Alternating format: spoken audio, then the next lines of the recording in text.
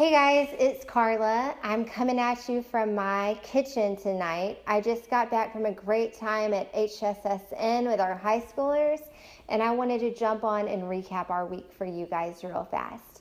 So this week in both high school and middle school, we talked about the importance of exercising our spiritual muscles.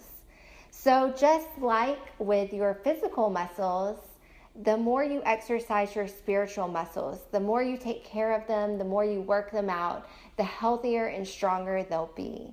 And so the way that you do that is through spiritual disciplines. And we spent a lot of time talking about what are some of the spiritual disciplines.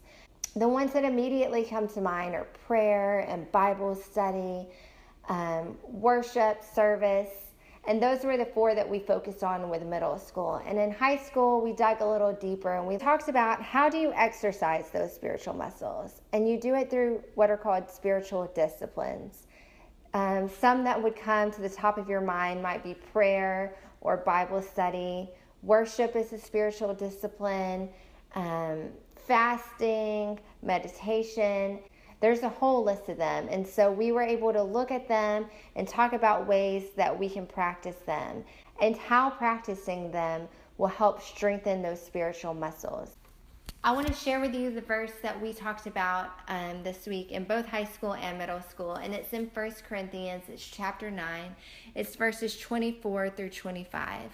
And it says, "Don't you know that all runners in the stadium run, but only one gets the prize? So run to win. Everyone who competes practices self-discipline in everything. The runners do this to get a crown of leaves that shrivel up and die, but we do it to receive a crown that never dies. So now this is how I run, not without a clear goal in sight." And so the students talked this week about how it's important to set a clear goal in your faith. Just like in other areas that you want to excel in, you've got to have a goal in sight. So if your goal is to draw closer to Jesus, to know more about him, to develop a deeper relationship with him, then you got to put in effort and time and practice doing things that will drive you towards that. That's where those spiritual disciplines come in. So with our middle schoolers, we made prayer beads and showed them a few different ways you can pray with them. We talked about the SOAP method of Bible study, and I have mine right here. I hope that's in focus for you. But just to give you a quick idea of what the SOAP method is, because this is something that you could do as a family. It's scripture, observation, application, and prayer. So you pick a scripture, and in this one, I had Joshua 1, verse 5, which says, "No one will be able to stand up against you all the days of your life. As I was with Moses, so I will be with you. I will never leave you nor forsake you." So that's your scripture. You write it out. Then O is for observation. So what did you observe about that scripture? What stood out to you about it? A is for application. How can you apply this scripture to your life? P is for prayer. So then you just write out a little prayer. For me, asking God to help me apply this to my life. It's a great method for students. It's a great method. I'm a mom. I'm an adult, and I use it sometimes in my quiet time.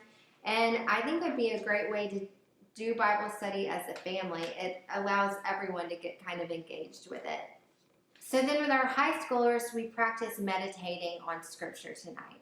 A lot of them hadn't heard of it and looked at me like I was crazy when I mentioned it. But meditating on scripture is a great way to let a verse soak into your heart.